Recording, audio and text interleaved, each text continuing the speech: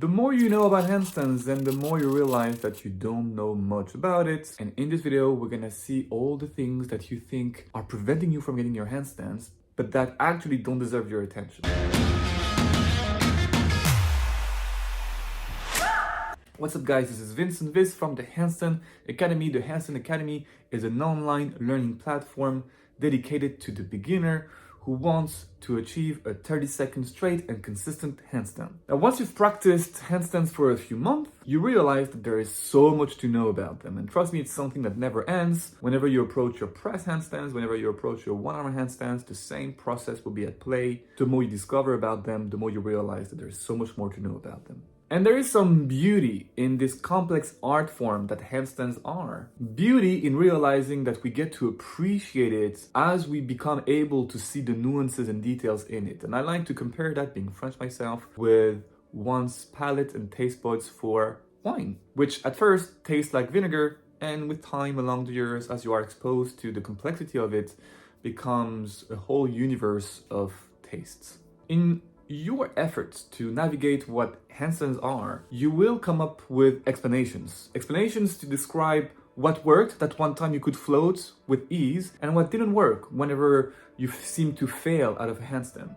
What doesn't work when you try to reach that wall, but you are unable to do it. What doesn't work when you try to take off that wall, but you fall back down miserably on the floor. What doesn't work when you try to stay longer off the wall as you balance, but you seem to plateau at 3 or 4 seconds. And this is a healthy process. You need to be doing this. You need to be active in the way you learn handstands, inquiring over what's happening for you, more so than passive. And that's the first point. If you find yourself just following the instructions that you have seen in such and such course, tutorials that you have designed for yourself from your own teacher, chances are you won't progress as fast as if you were at all times wondering what is happening, questioning what you're being told, and adjusting accordingly. So if we film ourselves and we wonder what is happening here, what could I do better? And these are some of the explanations I encounter all the time. My core is not strong enough. My core is not engaged enough. I should squeeze my bum more. I am too arched. My shoulders are too tight. My head sticks out too much.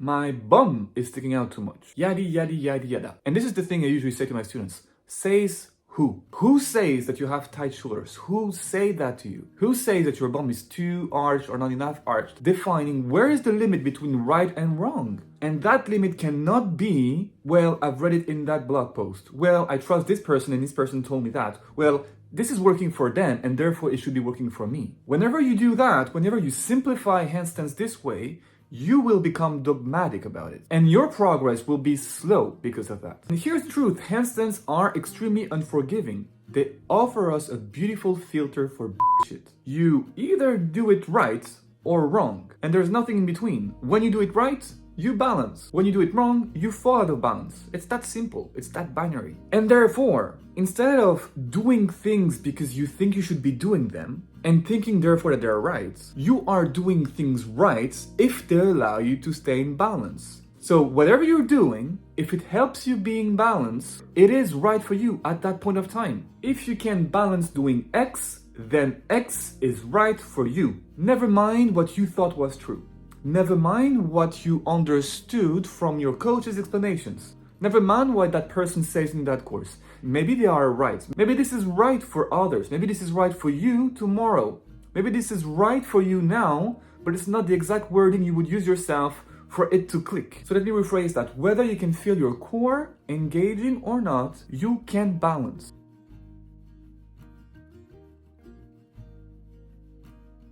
Whether you have tight or open shoulders, you can balance.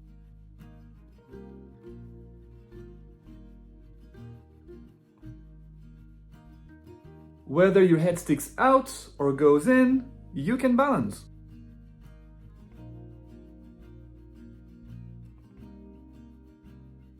Whether your butt is in an interior pelvic tilt or a posterior pelvic tilt, you can balance. Whether you are arching, planching, or straight, you can balance.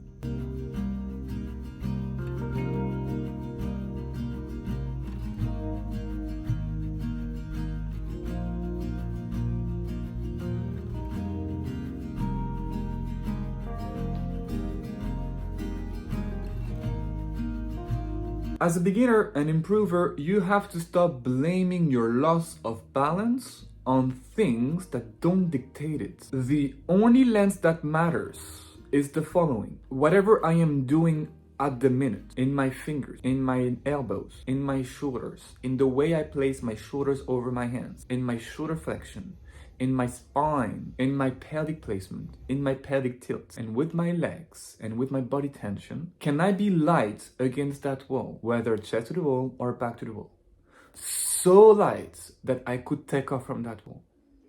Whatever you're doing in your body, if you can be light against that wall, this is what I call a functional or a viable shape, and it works for you. Then you can compare that, what works for you, take notes of what happens at every stage of that checklist, and then compare that against what you think should happen. And you will realize that some of your beliefs, some of your preconceived ideas about what should happen in handstands are actually not necessarily aligned with what is working for you. And yes, this takes a dose of active learning, but this is the thing that will allow you to carefully curate the cues, the tips, the advice, and the tutorials that will make a difference for you. Do I think I have the best training method out there for beginners to get to the 30-second consistent handstands?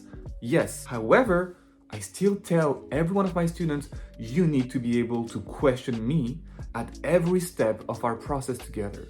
Because through that questioning, you will realize for yourself why we're doing those drills. And you will put your own words to describe what is happening in your body. And that connection between what happens in your body and what you think is happening is absolutely essential to master handstands. By now, you have understood that kicking up against the wall 1,000 times will not get you a handstand. And a handstand doesn't come in 2 weeks or in 3 months. It takes time. If you want that process to be smooth and to not take forever, you want to be smart in the way you approach learning. And this is my advice for you today. Any question about that, leave me a comment below. And if you're curious about my courses and my classes, you can find more info about that by clicking in the link in the description.